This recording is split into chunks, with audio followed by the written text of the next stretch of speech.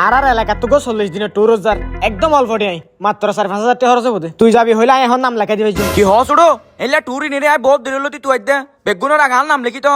ঠিক আছে I call this আইতিয়া।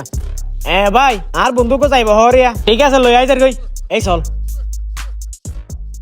আসসালামু আলাইকুম ওয়া আসসালাম ওয়া রাহমাতুল্লাহ। ভাই মানে কি যাইবে হইতে তইলে? ইতার হতারে হইলাম তো। আচ্ছা ঠিক আছে ধরো টুফিবা ফরো তইলে। যাইদে টুরো টুফিয়োগ্য হইতে হর আবার মলয়োগ্য দেখা যা কিছু তো না বুঝিলাম। আমির সাহেব ইনশাআল্লাহ 40 দিন পর দেখা হতলে।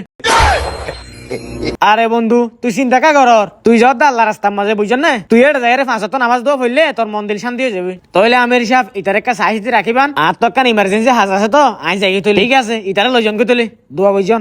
এই কি হড় দে আমি সাহেব এটা তো হনা হাম নাই এটা বেকার করে দে আর ফত ইতারও লই যাই গই। ঠিক আছে হনা হাস নতাইলে চলো আল্লাহর রাস্তায় যাই গই। ই বল দি জওয়ান হাল এই জওয়ান হাল তুই ইবাদত করলে আল্লাহ কবুল বেশি করিব। চলো সাথে ভাই কল অপেক্ষা করে।